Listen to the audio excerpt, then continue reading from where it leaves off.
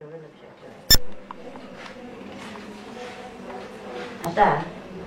आपण परवा दुसरा अध्याय पाहिला तर दुसऱ्या अध्यायात ज्ञान सांगितलं, सांख्य म्हणजे प्रकृती पुरुष विचार काय आहे तो आपल्याला सांगितलं. तर प्रकृती पुरुष विचारामध्ये आपण बघितलं की कार्य सगळं प्रकृती करते आहे, पुरुषाच्या अधिष्ठानावर करते. पुरुष देहामध्ये आत्मा आणि बाकी हे जे आहे प्रकृती ती त्रिगुणाची प्रकृती बनलेली आहे.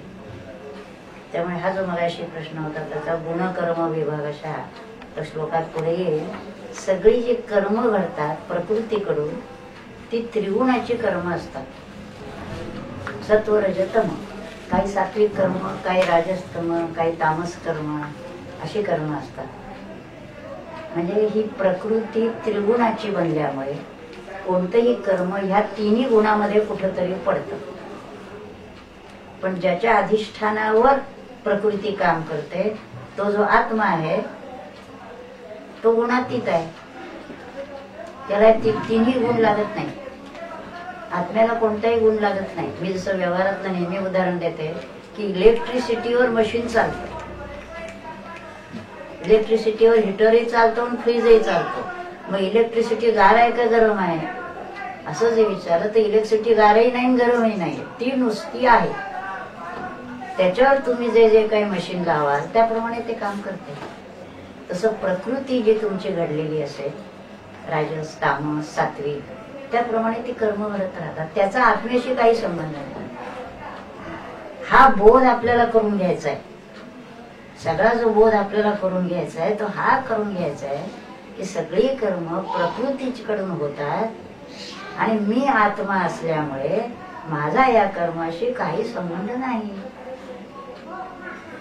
हा बोध कर आणि तू युद्ध कर. अर्जुनाला जे सांगितलं ते तुझं जे कर्म आहे ते कर. आणि असा बोध झाला तर कर्माचा लेप लागत नाही. ते सांगण्यासाठी सगळं तिसरा अध्याय, तिसरा चौथा पाचवा तिन्ही अध्याय जे आहे ते कर्मयोगापासून कर्मसन्यासापर्यंत आहे. तर तिसऱ्या अध्यायात काय म्हटलंय ते आपण आता बघू. सुरुवातीलाच अर्जुनाने प्रश्न विचारलाय त्याच्या ठिकाणी की तू एकीकडे ज्ञानाच्या गोष्टी सांगितल्या, तिथं प्रज्ञाची लक्षणं सांगितली ना, असं पाहिजे तसं पाहिजे तसं पाहिजे तर मग मी तेच होतो की कर्म कशाला करायला सांगतोस मला. हे जे घोर कर्म आहे युद्धाचं ते कशाला करायला सांगतोस. त्यापेक्षा मी ते होतो ना. म्हणजे मुलांनी जसं म्हणायचं की PhD व्हायचं आहे ना, मी होतो, शाळेत कशाला जायचं. त्याला हे कळत नाही की शाळेत गेल्या वाचून PhD होता येणार नाही. एखादा कुणीतरी असतो. मी त्याने जे सांगितलंय ना, भगवंत म्हणतात तिसऱ्या श्लोकात बघा, लोकेस्मिन द्विविधा निष्ठा. त्याला ते बाहेर बसला तरी चालेल ना, जागा आहे. लोकेस्मिन द्विविधा निष्ठा पुरा प्रोक्ता मायाने. दोन निष्ठा आहेत, एक ज्ञान निष्ठा आणि एक कर्मनिष्ठा. असं लक्षात घ्यायचं. ज्ञाननिष्ठा जी आहे ती दुसऱ्या अध्यायात सांगितली.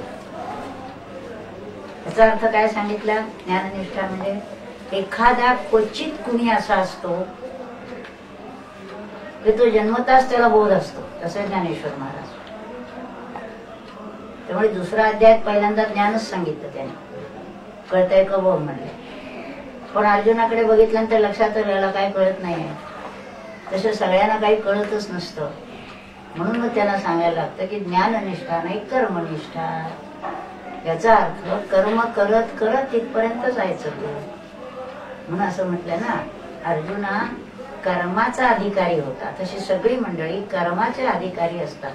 ज्ञानाचा अधिकारी क्वचित एखादा. संतांच्यात सुद्धा आपण जर बघितलं तर साधना करतच जातात. 5 वर्ष 10 वर्ष 15 वर्ष. एकच ज्ञानेश्वर महाराज असे सांगता येतात.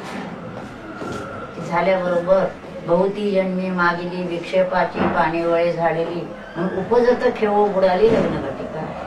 अनेक जन्म करत आलं तर त्यामुळे जन्माला आल्याबरोबर बोध झाला. ही सगळी भावना तशीच आहे, वेगळीच आहे. त्याच्या 2 निष्ठा सांगितल्या तिसऱ्या श्लोकात त्यांनी. ती एक ज्ञाननिष्ठा आणि एक कर्मनिष्ठा. आता ही कर्मनिष्ठा सांगितल्यानंतर मग चौथ्या श्लोकापासून आता ते कर्माचं महत्व सांगतात. कशासाठी कर्म करायला पाहिजे. आता ते एक एक शब्द टाकते तेवढं तुम्ही ह्याच्यामध्ये लिहून घ्या. त्याच्यावर पुढे मग बघा. पहिली गोष्ट 4थ्या श्लोकात सांगितली की कर्मणाम अनारंभात. याचा अर्थ कर्म टाकून म्हणजे कर्मच न करता, कर्माला सुरुवातच करायची ना. अनारंभात आपण आरंभ करतो, अनारंभात म्हणजे कर्म करतच नाहीये. असं असताना जायचंय कुठे आपल्याला? नैष्कर्म्य सिद्धीला जायचंय. ध्येय काय आहे? नैष्कर्म्य सिद्धी हे आपलं ध्येय आहे. आणि नैष्कर्म्य सिद्धी म्हणजे काय? की उदंड कर्म करीत असला तरी मी कर्माचा करता नाही, हा बोध आहे. ही शेवटची सिद्धी, महत्वाची सिद्धी. तिथं आपल्याला पोचायचं. तर ते म्हणतात तिथं जर पोचायचं असेल तो कर्माचा अनारंभ म्हणजे मी कर्मच करत नाही असं केलं तर तिथं पोचणार का? नाही. त्याचबरोबर 4थ्या श्लोकाच्या दुसऱ्या ओळीत म्हटलेलं आहे न च संन्यसना देव. तू ते गीतेचं पुस्तक हातात त्याच्यावर 4थ्या श्लोकात त्याने म्हटलंय न च संन्यसना देव म्हणजे पहिल्यांदा आरंभच न करणं एक आकडा. दुसरा आकडा कर्माचाच त्याग केला, याने पोचणार नाही. गाडीत बसतच नाहीये तो पोचणार कसा? त्यामुळे कर्माचा अनारंभ पहिली गोष्ट नाही उपयोगी. दुसरा कर्माचा संन्यसना देव म्हणजे कर्माचा त्याग करून तिथं पोचणार नाही. हे 2 गोष्टी सांगितल्या. कर्म का करायला पाहिजे. आता 5व्या श्लोकात त्यांनी सांगितलं की कश्चित क्षणमापी जातु तिष्ठत. म्हणजे शरीर जर राहायचं असेल जिवंत तर एक क्षणभर देखील कर्म न करता राहता येणार नाही. म्हणून त्यांनी म्हटलंय शरीर यात्रा. हे शरीर जर चालायचं असेल नाही कश्चित क्षणमापी जात. पुढे पुन्हा शरीर यात्रा आलेच आहेत. तर अकर्मकृत म्हणजे कर्म न करता एक क्षण देखील राहता येणार नाही. आपण अगदी झोपलो म्हटलं तरी आपली क्रिया चालूच आहेत. त्यामुळे कर्म करायलाच पाहिजे. आणि पुढे ते म्हटलं त्याच्यातच 5व्या श्लोकात कार्य ते यवशक कर्म सर्वही प्रकृतीजयी गुणे. प्रकृतीचा जो गुण असेल त्याप्रमाणे कार्य आपोआप घडत असतं. त्यामुळे कर्म केल्याशिवाय राहणारच नाही. 5व्या गोष्टी सांगितल्या. आता 6व्या श्लोकात ते काय म्हणतात. आता एखादं काय करेल कर्म करायचं नाही म्हणून कर्मेंद्रिय आणि संयम ते आपल्या इंद्रियाच्या बाबतीत लक्षात घ्यायचं. आपण एखादं पाहायचं नाही, एखादं खायचं नाही असं मनाने ठरवलं. कर्मेंद्रिय संयमित केली. आता नंतर चातुर्मासात हे खायचं नाही असं मनाने ठरवलं. पण म्हणजे शरीराने संयम केला पण मनाने ते विषय भोगतोय. असं जर असेल तर मिथ्याचार म्हणजे ढोंग आहे. वर आवरलेला आहे पण मनातून त्या विषयाचं चिंतन चाललेलं आहे. असं जर असेल तर हे चालणार नाही. 7व्या श्लोकात काय म्हटलंय. मनाने इंद्रियाचं नियमन केलेलं आहे. ते आता काय करायला पाहिजे त्यांनी सांगितलं. म्हणजे मिथ्याचारात काय सांगितलं काय करायचं नाही. तर जसं इंद्रियाने नियमन करायचं तसं मनाने देखील त्याचा विचार नाही. म्हणून आपल्याला जे नाम घ्या असं आपण सांगतो त्याचं कारण हेच आहे की त्या विषयाचं चिंतन मनात होतं.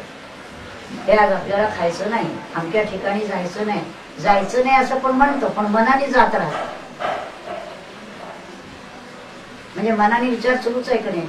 मग ते शरीराने गेला नाही तरी मनाने गेला असं नाही. मग त्या ठिकाणी ज्ञान चिंतन भगवंताचं आहे. नामाचं चिंतन याचा अर्थ भगवंताचं चिंतन किंवा कुठल्याच प्रकारचं चिंतन बंद. तर नुसतंच बंद होत नाही आपल्याला. त्यामुळे मग हे चिंतन करायचं. आता इथं ते काय म्हणतात काय करायला पाहिजे. तर इंद्रियही नियमन करायची आणि शिवाय कर्म जी करायची आसक्ती रहित कर्म करायची. हेच मुख्यतः आपल्याला अभिप्रेत आहे.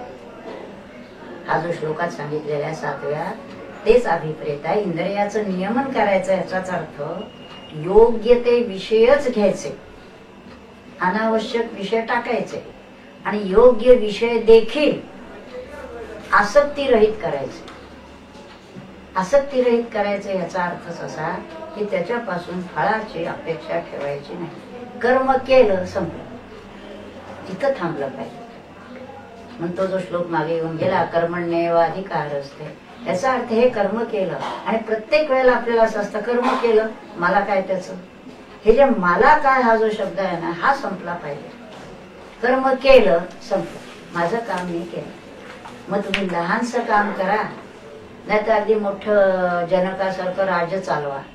ते जरी चालवलं, ते आता एखादा पंतप्रधान असला समजा, राज्य चालवलं, तेवढं झालं, त्याचं काम संपलं. मी असं असं त्यावेळेला केलं, मी अमकं केलं, मी तमकं केलं म्हणला, ते आलं त्याच्यात पडलं, सगळं झालं, काम संपलं. अनासक्त याचा अर्थ कुठल्याही त्या कामापासून अपेक्षा न ठेवता. हे 7व्या श्लोकात सांगितलं. म्हणजे काय करायला पाहिजे हे 7व्या श्लोकात सांगितलं. आता पुन्हा सांगतात त्या 8व्या श्लोकामध्ये, कसं कर्म कर, नियतम कुरु कर्म. नियत कर्म याचा अर्थ तुझ्या वाट्याला जे कर्म दिलेले आहे ते कुरु कर, आज्ञा आहे भगवंताची. कर्म टाकायला भगवंत कधीच सांगत नाही, लक्षात ठेवायचं. भगवंत संत जे आहेत ते कोणीही कधीही कर्म टाकायला सांगत नाही, कर्म करायलाच पाहिजे. नियतम कुरु कर्मत्वम. कारण काय पुढे म्हटलंय ते, कर्म ज्यायो ही अकर्मणा, अकर्मणापेक्षा कर्म ज्यायो म्हणजे श्रेष्ठ आहे. 8व्या श्लोकात त्यांनी काय म्हटलेलं आहे की कर्म टाकण्यापेक्षा कर्म करणं हे श्रेष्ठ आहे. ह्याच्यात सुद्धा परत त्यांनी सांगितलं की कर्म टाकणं नाही, अकर्म नाही. अकर्म याचा अर्थ सुद्धा थोडा 2 प्रकाराने घेतला जातो. अकर्म म्हणजे कर्मच न करणं, आणि कर्म करतो आहे पण त्या कर्माचं कुठे आपल्याकडे काही घेत नाही,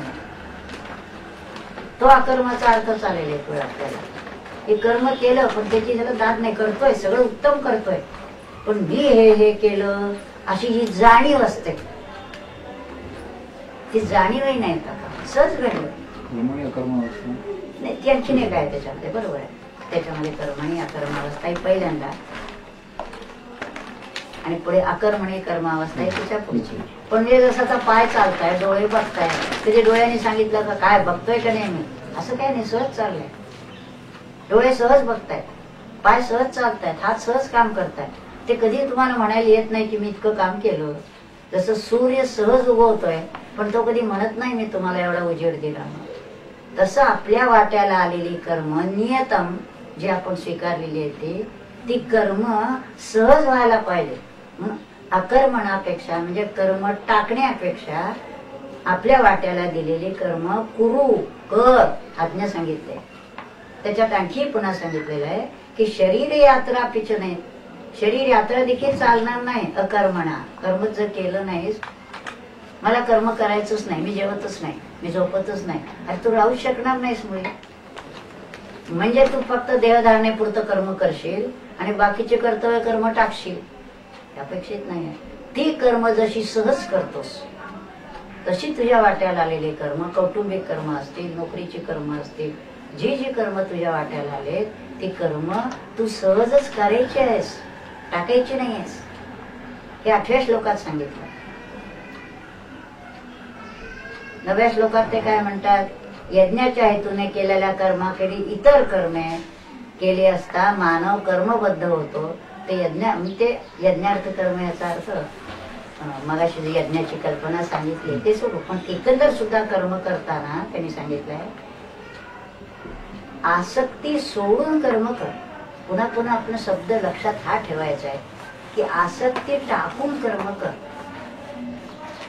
याचा अर्थ ते मी आता म्हटलं तसं कर्म सहजच व्हायला पाहिजे. आपला त्याच्यामध्ये कर्म करताना जो मी सारखा जागा असतो की मी हे कर्म करणार आहे किंवा मी हे कर्म करणार नाही. एकदा केव्हा तरी मला आठवतं स्वामींना मी म्हटलं जाऊ दे मी आता करणारच नाही असं मी म्हटलं. त्या स्वामी म्हणले कोण ठरवणार, मी करणार आहे किंवा मी करणार नाही हे कोण ठरवणार. सहज वाट्याला आलेलं जे कर्म आहे ते करायचंच आहे. ते केलं तरी त्याची जाणीव उपयोगी नाही. म्हणजे एखाद्या गृहिणीनं जर म्हटलं मी एवढं घर सांभाळलं, रोज स्वयंपाक करते, तुझं कर्मच आहे, ते करायलाच पाहिजे. केलं याच्यात कौतुक नाही. आपण नोकरी करून पैसे आणत असलो तो उपकार करत नाही कोणावर, ते केलं नाही तर पाप आहे. करणं हे तुमचं कर्तव्यच आहे मुळे.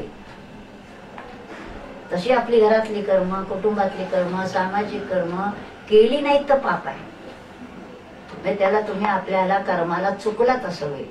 पण करणं हे आवश्यकच आहे. जितकं आपण श्वास घेतो, जितकं आपण प्रकाशाचा उपयोग, हवेचा उपयोग करतो, हे जसं सहज आहे तसं कर्म देखील देहाला सहज आहे, ते व्हायलाच पाहिजे.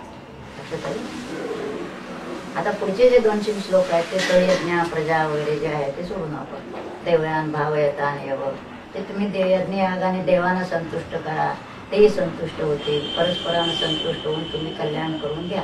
आता ह्या श्लोकाचा थोडा अर्थ लावायचा, तसंच आपण देवाची पूजा करतो, हे करतो सगळं. तुम्ही त्यांना जे हवं ते द्या, प्रसन्न द्या, तेही तुमचं काम करतील. जसं एकमेकात आपण म्हणतो ना, घरात सुद्धा पती पत्नी असलो, मुलं आणि आई वडील एकमेकाचं काम करा, दुसरा संतुष्ट राहील, तोही तुमच्यासाठी करतो. हे सहजच व्हायला पाहिजे.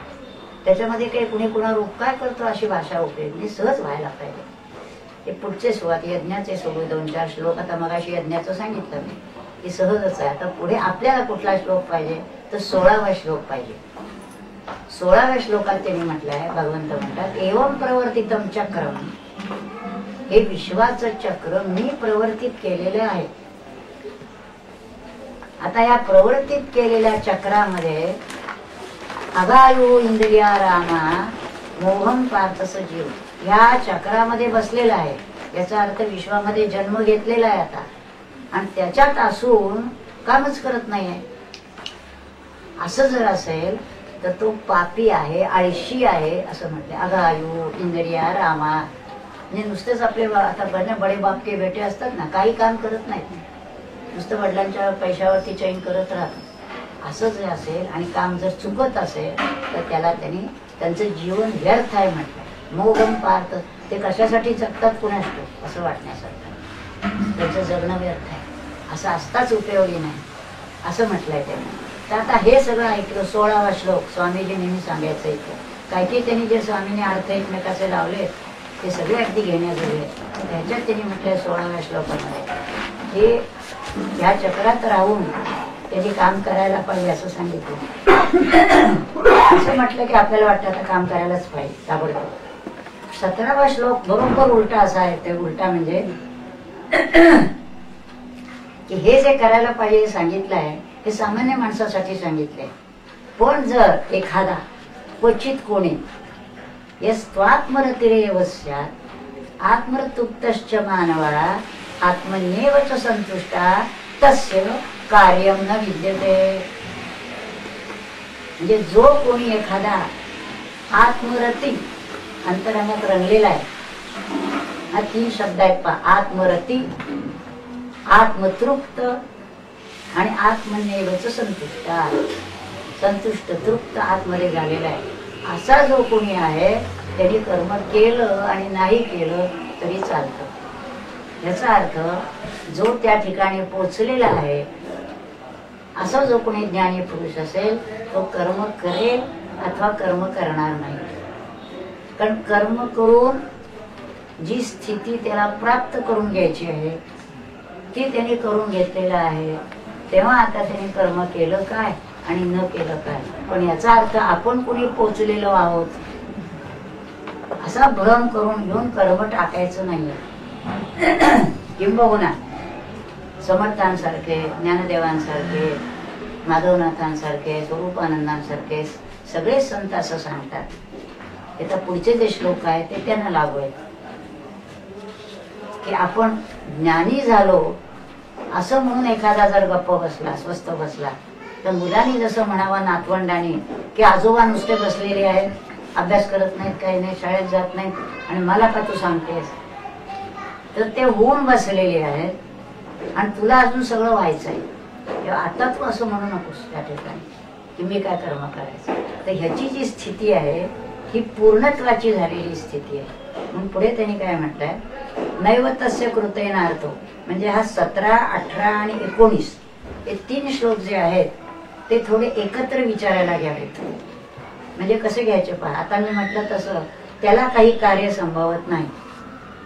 आणि मग तो कसा असतो, नैव तस्य कृतेन अर्थो, म्हणजे जगामध्ये कर्म करणं अगर न करणं ह्याच्यापासून त्याला काहीही लाभ मिळवायचा नसतो. ज्ञानी पुरुषाला जगापासून काहीही मिळवायचं नसतं आणि सामान्य माणसाला प्रत्येक गोष्टीपासून मिळवायचं असतं काहीतरी. पैसे तरी मिळवायचे, मान तरी मिळवायचा, कीर्ती तरी मिळवायची, प्रतिष्ठा तरी मिळवायची. कशासाठी तुम्ही करता म्हटलं हे काहीतरी कारण सांगणार तो. मान मला तर पाहिजे, सत्ता पाहिजे, संपत्ती पाहिजे. आणि हा जो पुरुष आहे त्याला जगामध्ये कर्म केलं काय आणि नाही केलं काय त्याला काही कशापासून लाभ मिळवायचा नसतो. त्याचबरोबर सर्व भूतांचे ठाई स्वतःचा म्हणून काही अर्थ गुंतून राहिलेला नसतो. याचाच अर्थ सर्व भूतमात्रांशी वागत असताना सुद्धा त्याला त्या व्यक्तीकडून त्याला काही मिळवायचं नसतं. मग संत जे लोकात राहतात ते दुसरं परोपकार आहे. आता जे ते जगात राहिलेले आहेत ते कशासाठी राहिलो, उपकारा पुरता. त्यांच्या सान्निध्यात येऊन कुणाला काही जर मिळवायचं असेल, संसारातलं नाही, लोक त्यासाठी येतात परमार्थातलं, असं जर काही असेल तर तुम्ही त्यांच्याकडे या. मग तुम्ही आला तरी ते सांगतील, नाही आलात तरी त्यांना कोणाकडनं काहीच घ्यायचं नसतं. तुम्ही आलात आणि नाही आलात, आपण आऊन त्यांच्यावर काही उपकार करत नाही किंवा त्यांच्या रागावून आलो नाही तरी त्यांचं काहीच नुकसान होत नाही, कारण त्यांना या जगातून काही मिळवायचंच नसतं. लक्षात आलं? त्यामुळे ज्ञानी पुरुषाची स्थिती आणि सामान्याची स्थिती हा फरक लक्षात घेतला पाहिजे. त्याचबरोबर पुढचा त्यांनी जो श्लोक सांगितला 19वा, आणि म्हणून म्हणजे 17-18 ही जी स्थिती आहे ज्ञानी पुरुषाची ती लक्षात घेऊन तू काय कर ते 19व्या श्लोकात सांगितलं. काय सांगितलं त्याने हे बघा. तस्मात आसक्त हो सततम अखंड कार्यम कर्म समाचर, आज्ञा केली पुढे. तसं कार्य कर. कसं कर? सतत कर आणि आसक्त, असक्त होऊन कर. आसक्त एकाच रेघेने फरक किती पडतो बघा. आसक्त म्हटलं की गुंतला आणि असक्त म्हटलं की सुटला. कशातही आसक्त न होता तू असक्त हो आणि सतत काम कर. इथं कुठेही काम त्यांनी असं सांगितलेलं नाही, तर काही ना काही करणारच आपण. मी सांगितलं तसं झोपलात जरी गाढ तुम्ही तरी कर्म चालूच आहे आतमध्ये, काही ना काही व्हॉलेंटरी आणि काही इनव्हॉलेंटरी. पण देह आहे तोपर्यंत शेवटी सुद्धा म्हणतो ना आपण, ते हे जरा सूत धरा इथं हलताय तो बघा, ते जोर हलताय तोवर आहे, चालू आहे काम. ते थांबलं की संपलं काम. मग कर्मही संपलं, देहही संपला. पण तोपर्यंत तू करायचंयस. पण हे करायला पाहिजे मुद्दाम सांगितलं 19व्या श्लोकात. आता पुन्हा 20व्या श्लोकात त्यांनी सांगितलं कशासाठी कर्म करायला पाहिजे. असं मगाशी आपण एक एक मुद्दे घेतले ना, त्या मुद्द्यात हा एक पुन्हा मुद्दा आहे की लोकसंग्रमेवापी संपश्यन कर्तुमर्हसि. लोकसंग्रह करण्यासाठी तुला कर्म करणं भाग आहे. तू लोक पाहिजे का नको? मनुष्य एकटा जगू शकत नाही. त्यांनी जरी म्हटलं की मला कोणाची गरज नाही, तरी नाही कशी. लोक धान्य पिकवणार, कपडा तयार करणार, तो कपडा तू घालणार. त्यांनी धान्य पिकवलं की तू स्वयंपाक करून जेवणार. तुला सगळ्या गोष्टीसाठी दुसऱ्यावर अवलंबून राहावं लागतंय. मग मला कोणाची गरज नाही कसं म्हणणार तू? जी लोकांची गरज आहे. आता एखाद्याला आणखी काही काम करायचं असेल, हे असेल तर लोकसंग्रह आणखीन करायचा. पण कशासाठी हे लक्षात घेतलं पाहिजे. कर्म कशासाठी करायला पाहिजे ते मगापासून 4-5 मुद्दे घेतलेत आपण. शरीर यात्रा चालण्यासाठी, कर्म न करून चालणार नाही म्हणून. तसं इथं आणखीन एका मुद्दा, लोकसंग्रह करण्यासाठी कर्म करायलाच पाहिजे. म्हणून एकदा नीट अभ्यास करताना आपण पुन्हा असा अभ्यास करा की एक एक घेताना कशासाठी कर्म करायला सांगितलंय, 1, 2, 3, 4, 5 असे मुद्दे आले पाहिजे. त्याच्यातला हा एक मुद्दा आहे की लोकसंग्रह करण्यासाठी कर्म करायला पाहिजे. आता इथे आणखी एक पुन्हा त्यांनी सांगितलेलं आहे की मगाशी जसं एक म्हटलं, ज्ञानी पुरुष कर्म करेल अथवा न करेल त्याच्या दृष्टीनं काही फरक पडत नाही. पण भगवंतांचं संतांचं सांगणं आहे की त्यांनी कर्म करावंच. ज्ञानी पुरुषांनी कर्म करावंच. का ते ह्या 21व्या श्लोकात सांगितलंय. यद यद आचरती श्रेष्ठम तत्तदेव इतरो जनाः. श्रेष्ठ याचा अर्थ जे आदरणीय व्यक्ती श्रेष्ठ पुरुष आहे ते ज्याप्रमाणे आचरण करतात त्याप्रमाणे इतर लोक आचरण करतात. हे करावं. आता जसं काही लोक म्हणतात ना, अहो आदरणीय लोकच नाहीत आपल्या समाजात, कुणाचा आदर्श समोर ठेवायचा. खरंच अशी परिस्थिती झाली. पण असे काही असतात व्यक्ती, नाही असं नाही, त्यामुळे जग चाललेलं आहे. तर अशी जी काही मंडळी आहे, म्हणून तिथे एका ठिकाणी सुद्धा ज्ञानेश्वरांची ओळी आहे, येथ वडील जे जे करीती तया नाव धर्म ठेवीती आणि तेची अनुष्ठिती सामान्य सकळ. इथं वडील म्हणजे ज्येष्ठ मंडळी, आदरणीय मंडळी ज्याप्रमाणे कर्म करतात त्याचं आचरण इतरांनी करायचं आहे. आणि म्हणून जितकी व्यक्ती मोठी असेल, समाजात पुढे येणारी असेल, तिच्यावर फार मोठी जबाबदारी आहे की तिचं प्रत्येक कर्म हे लोकांना आदर्शच झालं पाहिजे. तसं जर नसेल तर तो जितका अवनत स्थितीला येईल तितका समाज अवनत स्थितीला येतो. घरातला मुख्य पुरुष जर वेडा वाकडा वागत असेल तर सगळ्या घरावर त्याचा परिणाम होतो. तोच व्यसनी असेल, छंदीफंदी असेल, बाकीच्या मुलांनी नातवंडांनी काय करायचं. त्यामुळे जितकी व्यक्ती मोठी, जया अंगी मोठेपणा तया यातना कठीण. मोठं व्हायलाही कष्ट आहे आणि ते मोठेपण स्वामी म्हणायचे तसं मिळवल्यानंतर ते टिकवणं हे आणखीन कठीण आहे. पण ते सुद्धा पहिल्यांदा प्रयत्नपूर्वक टिकवायचंय आणि पुढे ते सहज टिकलं पाहिजे. लक्षात घ्या काय मी म्हणते. पहिल्यांदा असं आहे की आपल्याला मोठं म्हणतात, आपली प्रत्येक गोष्ट सावध झाली पाहिजे. कुठं जातो, काय बसतो, काय खातो, काय बोलतो, काय भाषा आपली आहे, हे सगळं जे आहे हे आपण सावधपणाने चांगलं ठेवलं पाहिजे. आणि असं वर्षानुवर्ष चांगलं ठेवत गेलो की आपोआपच स्वभाव असा बनला पाहिजे की वेडोवाकडे होतच नाहीये. त्याच्यातनं वेडोवाकडे खाणंपिणं होत नाही, वेडीवाकडी मैत्री धरली जात नाही. डोळ्याने नको ते नायकावे ते कानची वाळी, न पहावे ते दिठीची गाळी, अवाच्य ते टाळी जीवची गा.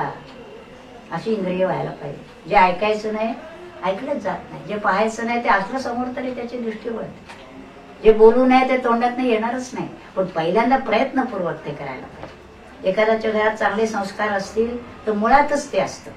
हे खायचं नाही, हे वागायचं नाही, असं करायचं नाही, तसं करायचं नाही. पण आजूबाजूच्या संगतीत एखादा तो फरफटला असला तर पुन्हा जागा होतो की नाही, हे करायचं नाही, असं आपल्याला वागायचं नाही, असं लक्षात ठेवून ते करायला पाहिजे आणि पुढे पुढे सहज व्हायला पाहिजे. म्हणून त्यांनी जे म्हटलंय यद यद आचरती श्रेष्ठम तर लोक तदनु वर्तते. म्हणून त्याप्रमाणे त्यांनी अत्यंत आदर्श. म्हणून घरात सुद्धा वडील झाला म्हणजे पालक झाला की त्याच्यावर जबाबदारी आली की आपलं मूल, आपल्या प्रत्येक गोष्टी आपल्याला कल्पना येत नाही पण मूल बघत असतं. एकदा मला एक माहिती आहे, काहीतरी एका कुटुंबात कुठंतरी त्याची आई अशी होती, तेव्हा ते मूल त्याच्यावर म्हणले काय करतोस रे, करून दाखवलं त्याने. तेव्हा कोणीतरी सांगितलंय बघ तू जे काय करतोयस ना किंवा करते आहे ते बघ तुझं पोर बघ, बघते आपण काय खातो, काय बोलतो, कसं घरात वागतो, या सगळ्या गोष्टीचा परिणाम आपल्याला कल्पना येत नाही. लहान मूल 60 महिन्याचं वर्षाचं तिथं पासून ते उचलत असतं सगळं. तुम्ही काय करताय, कसं बोलताय, कोणाशी कसं वागताय, मोठ्यांशी कसं वागताय, नोकऱ्यांशी कसं वागताय, अतिशय जबाबदारी आपल्यावरती असते. आणि जितकी व्यक्ती मोठी होते तितके असा का तो वागला, तुम्ही काय वागलात ते बघा त्याप्रमाणे हे करा. म्हणून ह्या श्लोकावर ते महत्व. आता 22व्या श्लोकात त्यांनी जे सांगितलेलं आहे, भगवंत म्हणतात त्या ठिकाणी नमे पार्थास्ति कर्तव्यम त्रिषु लोकेषु किंचन. वास्तविक मी जो आता आहे भगवंत म्हणतात वाटेल ते घरात करू शकणार आहे, अशी सर्व सामर्थ्यवान असा मी आहे. मला वास्तविक या जगात काहीही कर्म करायचं कारण नाही. नमे पार्थास्ति कर्तव्यम, मला काहीही करायचं नाही. तरी देखील नानवाप्तम अवाप्तव्यम वर्तयेवच कर्म, तरी देखील मी कर्म करतोय. का करतोय? इतरांच्या पुढे आदर्श पाहिजे. म्हणून मी नेहमी म्हणणार ते की निवृत्त लोकांना सुद्धा मी म्हणते, तुम्ही जरी निवृत्त असलात, आता तुम्हाला काही काम करायचं नसेल तरी देखील आपल्या पुढच्या पिढीला जर आदर्श हवा असेल तर तुम्ही देखील नुसतं सिगरेट फुकत नाही तर वर्तमानपत्र वाचत बसू नका. काही ना काही काम असं करा की ज्या योगे मुलाला देखील वाटलं पाहिजे, नातवंडाला, आजोबा काम करताय.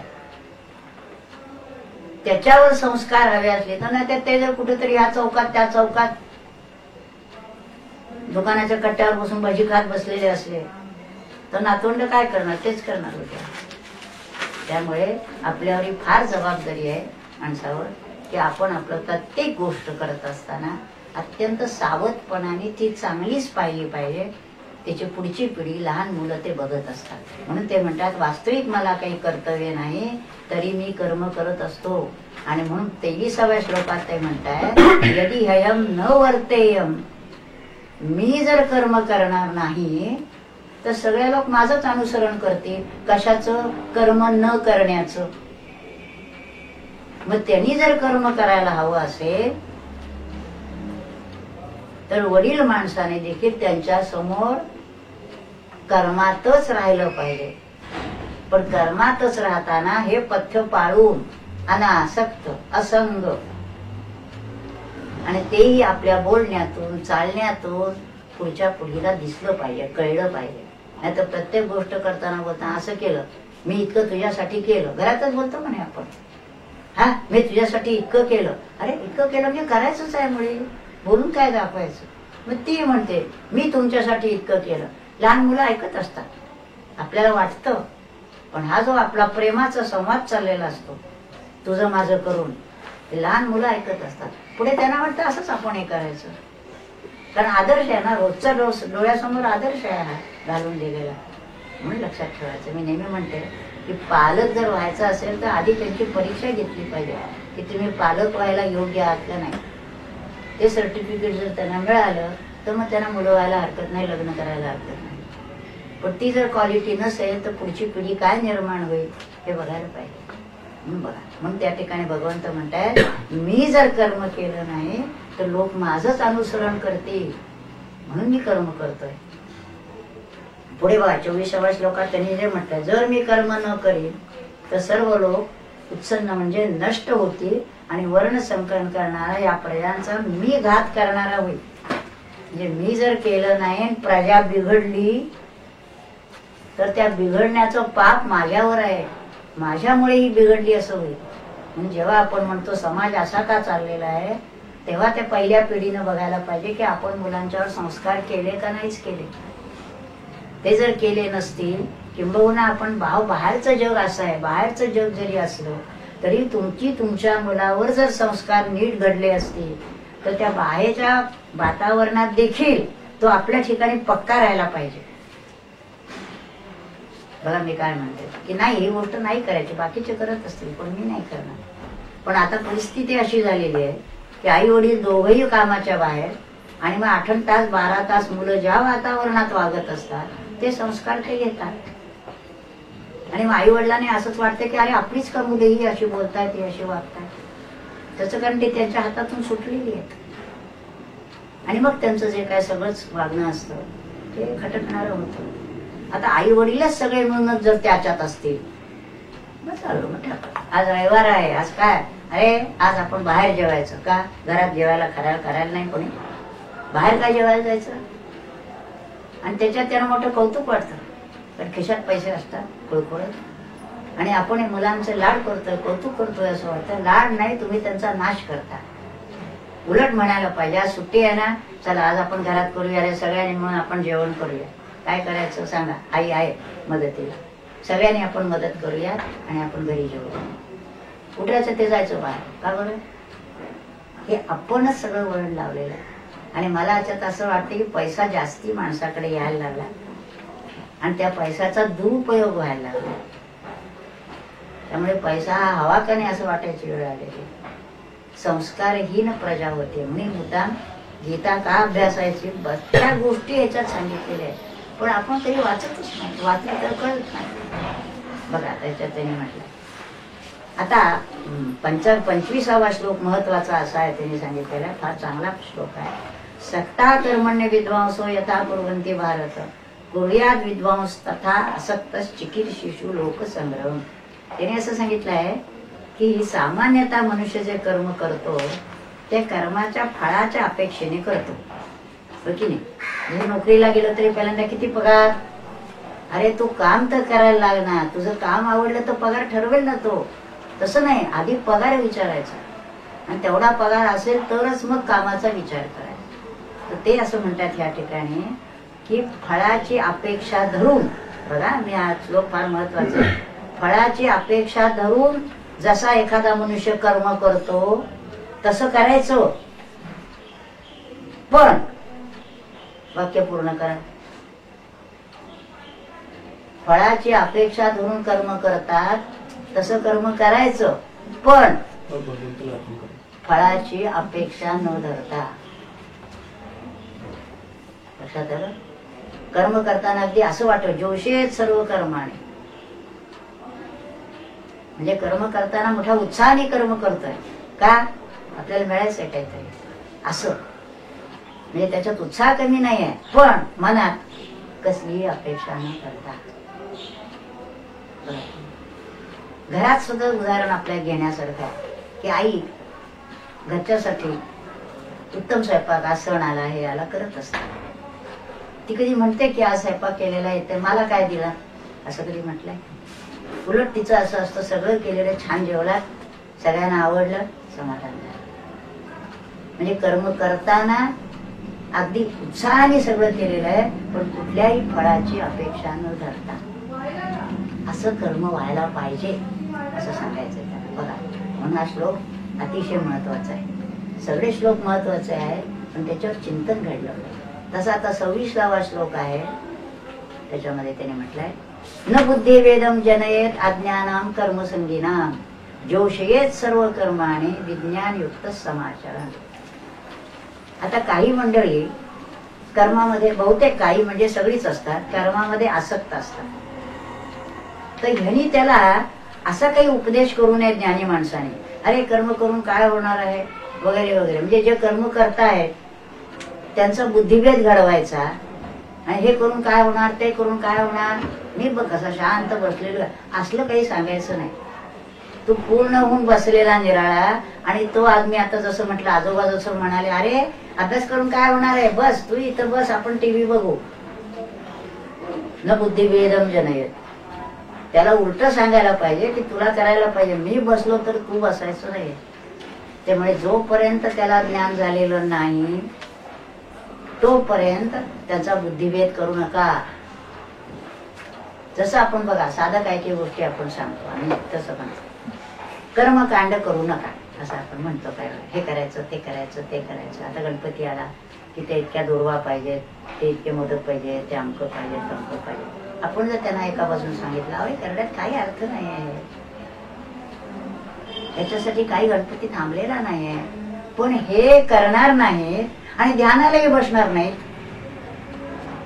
आपण जर त्यांना म्हटलं ह्याच्यात इतका वेळ घालवण्यापेक्षा ते करा, पण सकाळचं तासभर ध्यान होऊ द्या, तर ते करायचंही पुढे बंद करतील. देवळात जाऊ नका म्हणून सांगितलं, जाऊ नका म्हणजे काय करणार, जाऊ ते देवळातही जाणार नाहीत, घरातही ध्यान करणार नाही, टीव्ही बघत बसतील. म्हणजे जोपर्यंत त्या व्यक्तीला काय करायचं आहे याचं ग्रहण झालेलं नाही तोपर्यंत न बुद्धिभेदम जनयेत. कर बाबा तू, श्वासावर नाम घ्यायला अजून येत नाहीये, मग ठीक आहे माळेवर जप निदान. आता आपण म्हटलं माळेवर जपून काय होणार आहे, ते माळेवरही जपत नाही, श्वासावरही जपत नाही, जपतच नाही, असं उपयोग नाही. लक्षात आलं. त्यामुळे न बुद्धिभेदम जनयेत. पण हे जे आहे हे आपल्यासाठी नाही, ज्ञानी नाम कर्मसंगी. ज्यांनी ज्ञान झालं म्हणून प्रवचनकारांनी जर असं सांगायला लागले बोलताना, अहो ह्याच्यात काही अर्थ नाही आहे, काय करतात तेही करणार नाहीत, आणि ध्यान नामही करणार नाहीत, आपली कर्मही धड करणार नाहीत. म्हणजे जोपर्यंत त्या व्यक्तीला आपण काय सांगतोय याचं आकलन झालेलं नाही तोपर्यंत जे करतोय ते करू द्यावं. त्याला हळूहळू तो बोध कसा होईल हा प्रयत्न करा. जसं कोणी म्हटलं ना की सकाळी आमचा तासभर पूजेत जातो, असं जर कोणी म्हटलं तर मी त्यांना काय सांगेन की असं करा, पूजेत अर्धा तास घालवा आणि अर्धा तास ध्यान करा. आणि मग हळूहळू जशी ध्यानाची गोडी वाढायला लागेल तसं हळूहळू ध्यान जास्त होईल आणि पूजा थोड्या वेळात होईल. याचा अर्थ पूजा करू नका असं नाही, पण पूजाच करत बसा आणि ध्यान लागलं नाही, वेळच होत नाही. तासभर पूजेत जातो आणि मग ध्यान महत्वाचं आहे, तेही करायला पाहिजे. म्हणजे ते जे प्रपोर्शन आहे, सेन्स ऑफ प्रपोर्शन म्हणतो, तसा पूजेला किती, ध्यानाला किती, कामाला किती. मी जसं म्हणते स्वयंपाकघरात काम आहे, पण किती वेळ दिवस दिवस बायका स्वयंपाकघरातच असतात सारख्या. काय करतात कुणा ठोक, इकडलं भांड तिकडं, तिकडलं भांड तिकडं.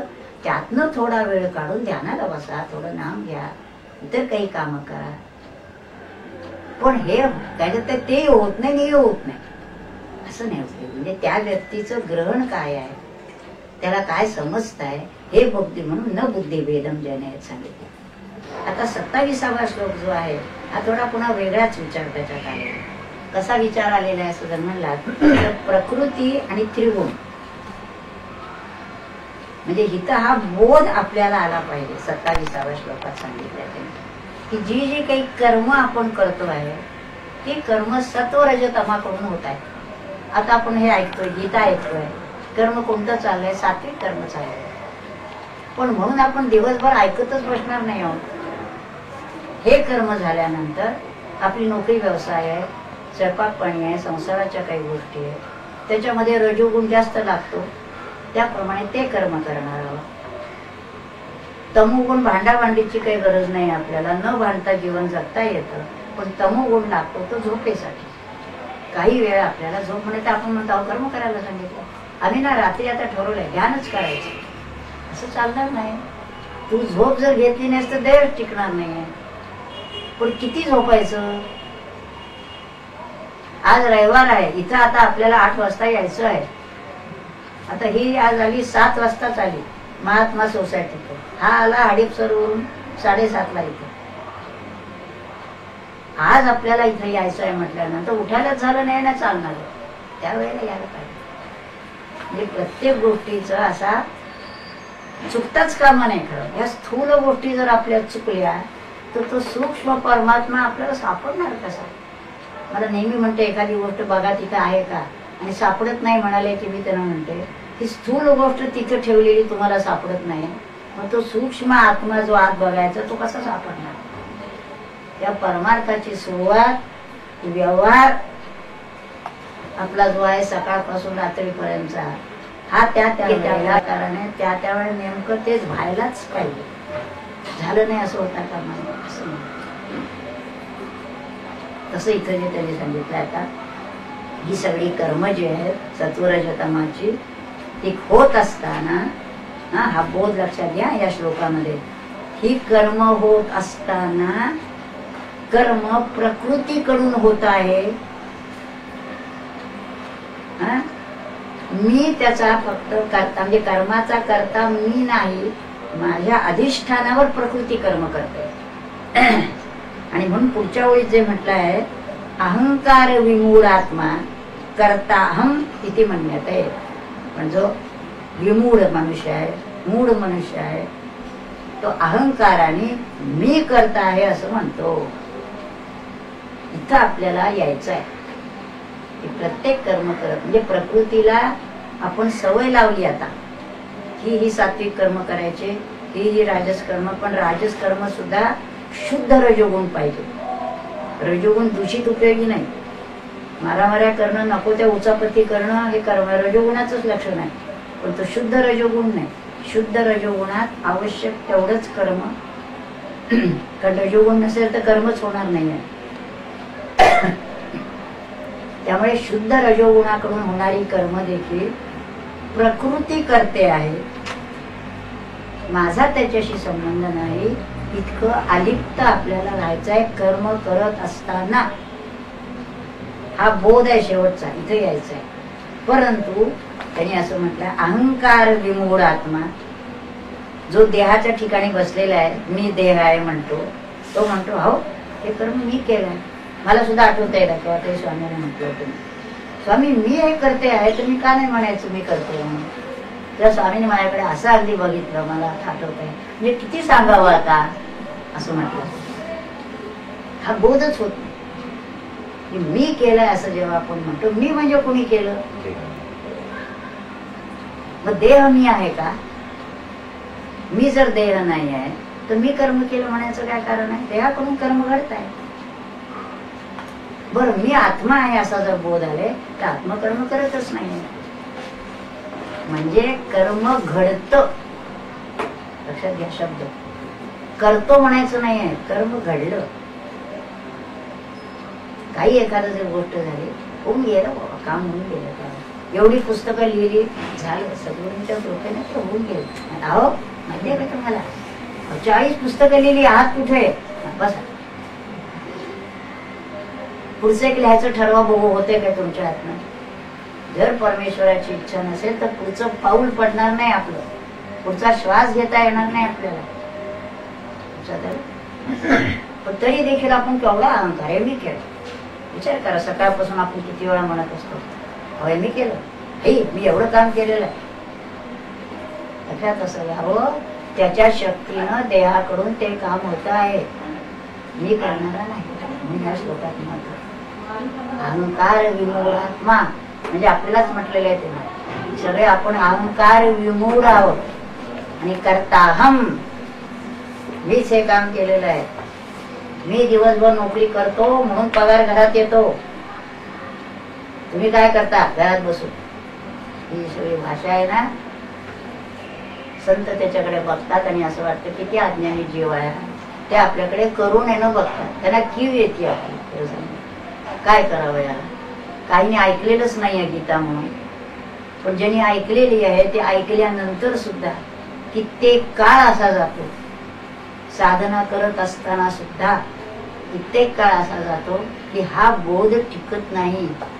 प्रवचन करताना किंवा ऐकताना टिकतो आणि तेवढं संपलं रे संपलं, त्याला बोध नाही.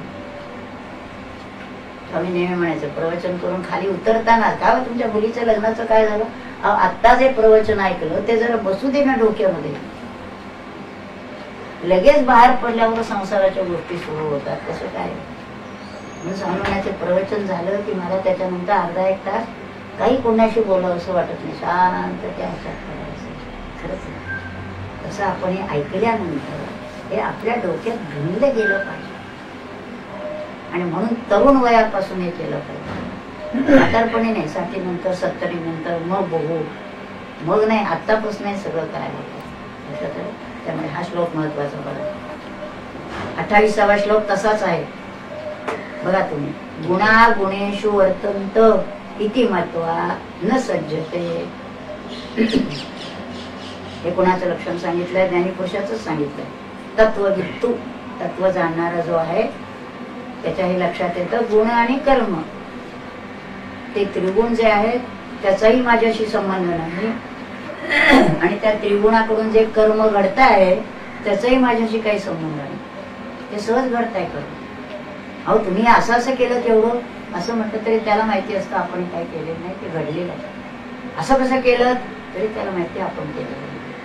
म्हणून गुण आणि कर्म हे प्रकृतीचे आहेत असं जाणून हा जो तत्ववेत्ता आहे तो कुठल्याच गोष्टीत आसक्त होत नाही.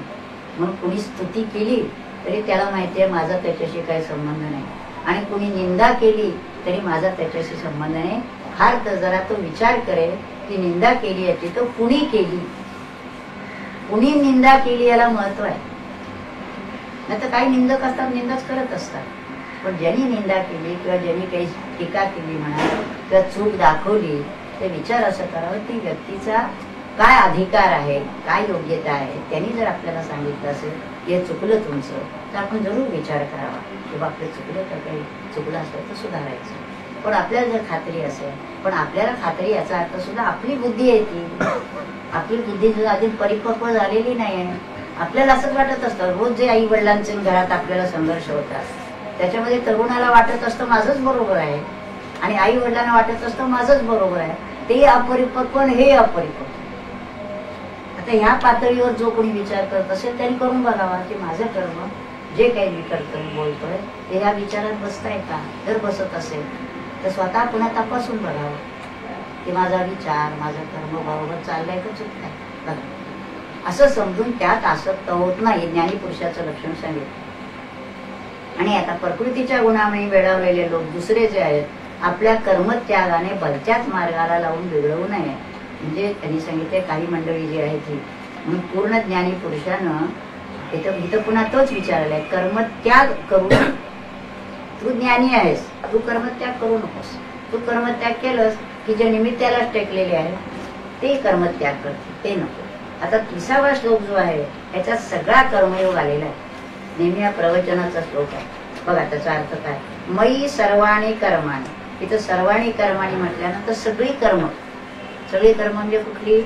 वैयक्तिक, कौटुंबिक, सामाजिक, राष्ट्रीय आणि वैश्विक पातळीवरची सुद्धा जी तुम्ही काही करत असाल ती संन्यस्य अध्यात्म. पहिल्यांदा संन्यास म्हणजे सगळी कर्म. संन्यास्य म्हणजे अर्पण करायचे. कर्म झालं अर्पण करायचं. हे कर्म झालंय ओम तत्सत ब्रह्मार्पणमस्तु माझा संबंध नाही म्हणून संन्यास्य झालं. आणि पुढचा अध्यात्म चेतसा अखंड आत्म्याचं अनुसंधान ठेवून अध्यात्म चेतस व्हायला पाहिजे. आणि काय व्हायला पाहिजे. निराशी. निराशी म्हणजे निराश झालेला नव्हे. निराशी म्हणजे कोणत्याही प्रकारची आशा अपेक्षा न ठेवता निरपेक्ष बुद्धीनं निराशीही व्हायचंय आणि निर्मम व्हायचंय. ममत्व रहित म्हणजे आसक्ती रहित होऊन निरपेक्ष भूमिकेतून भूतवा युद्धस्व. युद्ध कर. त्याला युद्ध करायला सांगितलं. आपल्याला आपलं काम करायचं. आणखीन एक पुन्हा सांगितलंय पुढे विगत ज्वरा. कोणत्याही तऱ्हेची म्हणजे त्याच्यामध्ये दुःख शोक असं काहीही न करता मनाला कोणत्याही तऱ्हेची करत असताना मनात शंका नाही उपयोगी. स्पष्ट पाहिजे सगळे हे कर्म केलेलं आहे मला याच्यातून अपेक्षा काही नाही. कर्म करणं हेच माझं कर्तव्य आहे. केलं नाही तर पाप आहे. त्यामुळे उत्तम कर्म केलेलं आहे भगवंताला अर्पण केलेलं आहे. पुन्हा त्याच्यातून अशा पद्धतीनं तू कर्म कर. ती आज्ञा त्यांची आहे. आता 31व्या श्लोकात म्हणतात हे जे मी सांगितलं त्या माझ्या शब्दावर जे विश्वास ठेवून वागतील ते कर्मबंधनातून मुक्त होतील. कर्मातून मुक्त होतील म्हणत नाही का. कर्म बंधनातून मुक्त होतील. कर्मातून मुक्त व्हायचंच नाही आपल्याला. कर्माच्या बंधनातून मुक्त व्हायचं. कर्म तर करतो आहे पण त्याचा लेख नाही. झालं कर्म संपलं. जसं ऑफिसमध्ये गेलं आपण कर्म करतो ते केलेलं आहे तिथली फाईल घरी आणून घेऊन येत नाही. अहो मी केलंय ते सगळं मग घरी घेऊन जात असं नाही. ऑफिसचं काम केलं की तिथंच त्याच्यात तसं कर्म झालं की तिथंच भगवंताला अर्पण पुन्हा पाठीमागं काय. आणि त्या आनंदात आणि तसं जर केलं तर त्याचं कळतं कसं आपल्याला. आपले आज समाधान असतं. आपण केलेलं कर्म भगवंताला अर्पण केलं आणि भगवंताने ते स्वीकारलं. हे कसं ओळखायचं म्हणजे स्वामींनी विचारलं. ते ओळखायचं कसं. आत आपल्याला समाधान असतं. ते काम केलंय छान केलेलं आहे अर्पण बस. आत आपली अशी तडमूड सुरू झाली की समजावं काहीतरी घोटाळा आहे. अहो मी इतकं केलं पण त्यांना काही त्याचं नाही. तू केलंस ना मग त्यांना आहे का नाही ते बघू ना. तू उत्तम कर्म कर. अहो नुसतं थँक्यू सुद्धा म्हणाले नाही. ते थँक्यू तरी त्यांनी म्हणायची अपेक्षा आहे. किंवा कोणीतरी काहीतरी त्याचं अप्रिशिएशन करायला पाहिजे. तू तुझं काम कर. अप्रिशिएट करायला तू बसलेला आहे. त्याच्याकडे सगळी नोंद आहे. तुम्ही चांगलं करता का वाईट करता. तो आतच बसलाय.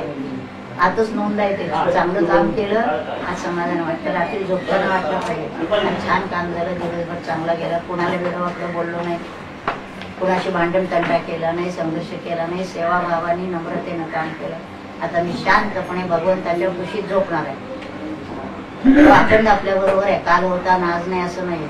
अखंड तो आपल्या बरोबर बघतोय आतून काय तुम्ही करता. साबुदाणे आता पुढचा आता 32व्यात ते काय म्हणतायत. हे जे मी सांगितलेलं आहे माझं मत त्याप्रमाणे जे लोक करत नाहीत ते बुडाले म्हणून समजावं. भगवंताचं नेहमी असं सांगणं असतं हे मी सांगितलंय त्याप्रमाणे केलं तुमचं कल्याण आहे. नाही केलं तर तुमचा घरी जेव्हा आपण सांगतो आणि मोठी माणसं, हे बघ मी तुला सांगते, आई सांगते, हे बघ अभ्यास कर, चांगली पास झाली तर चांगलं आहे, नाही झालंच तर मग तुझं तू बघ काय ते. तसं भगवंतही सांगतात, हे मी सांगितलंय माझं स्पष्ट मत, हे जर तुम्ही अनुसरण केलं नाही तर तुमचा नाश आहे. आता आणखीन एक 33व्या श्लोकात आहे,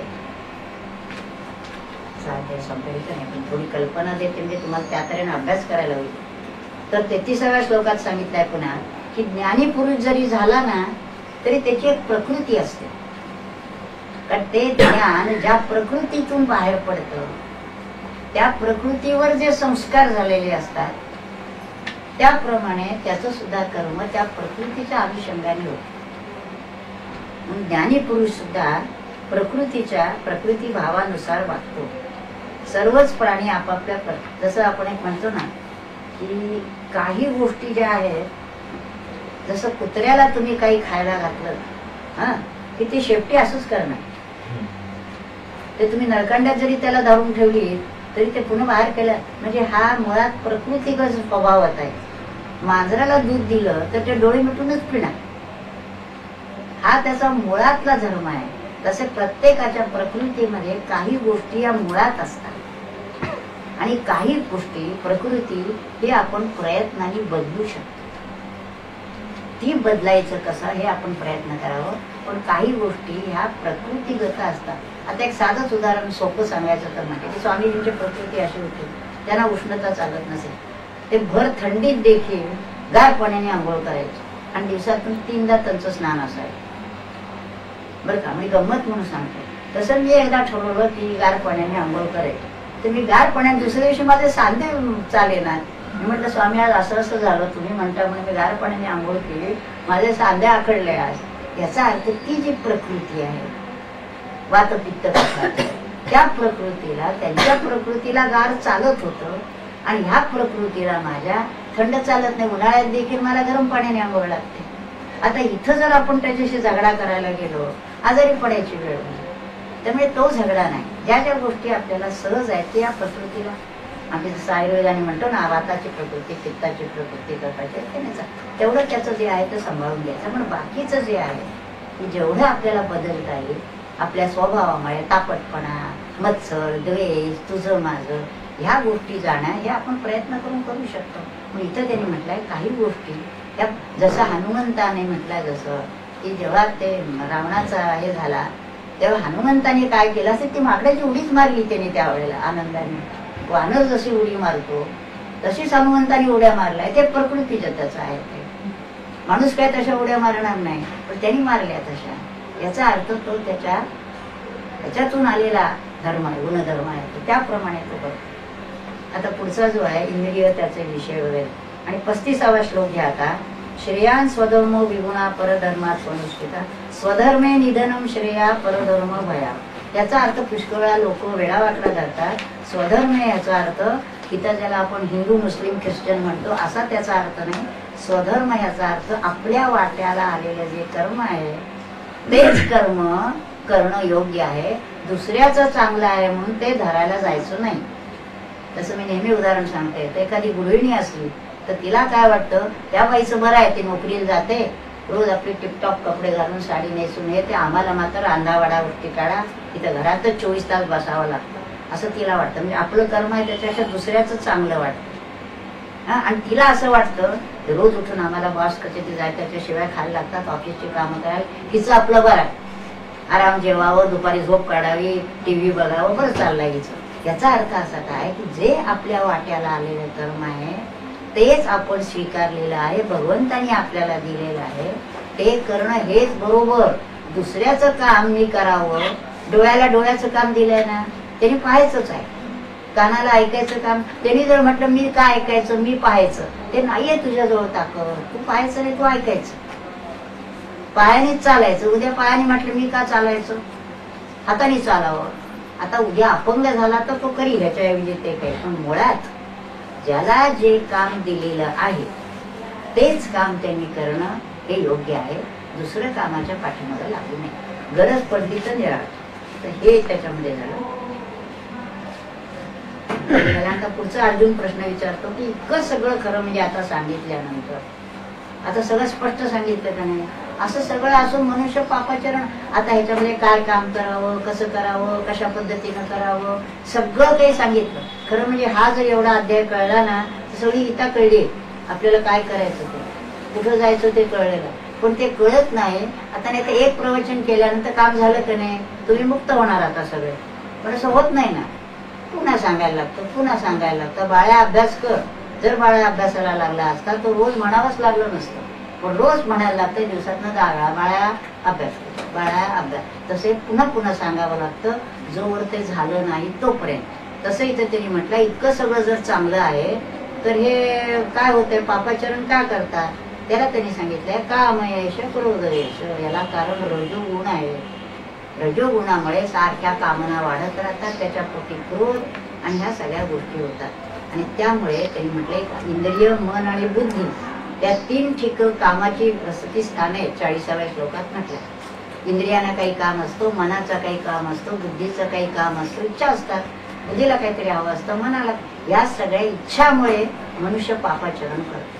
जे आहे ते पुरत नाही, आणखीन काहीतरी हवं असतं. म्हणून त्यांनी सांगितलंय, शेवटी काय सांगितलंय, हा काम नाहीसा कर, आणखी काय कर. तर 42व्या श्लोकात त्यांनी सांगितलंय इंद्रिया आणि पराण्य आहो इंद्रिय. कसं आहे माहितीये का, इंद्रियाच्या पलीकडे मन आहे, मनाच्या पलीकडे बुद्धी आहे आणि बुद्धीच्याही पलीकडे तो आत्मा आहे. तिथं लक्ष ठेवत्या. म्हणून इंद्रिय, मन, बुद्धी योग्य त्या प्रकाराने वापरून आपल्याला आत्मा कसा प्राप्त होईल, आपलं मूळ ठिकाण कसं आपल्याला प्राप्त होईल ते करण्याचा तू प्रयत्न कर. असा संबंध 3ऱ्या अध्यायाचा हा सगळा निरोप आहे. म्हणजे 3रा अध्याय जरी नीट कळला आणि आपण त्याप्रमाणे करायला लागलो तरी पुष्कळ होईल. मी जास्तीत जास्त सोपं करून तुम्हाला सांगितलेलं आहे. आता त्याच्यावर वाचलं पाहिजे. नुसतं पुढच्या रविवारी नुसतेच येऊन बसला तिथे तर नाही उपयोग होणार आहे. मी मुद्दाम आता मी सांगितलं आपल्याला की बंद केलं तरी चालेल. आता मी मुद्दाम सांगितलंय की मी तुमच्यावर सध्या जास्त लक्ष देते आहे, तरुण पिढीवर.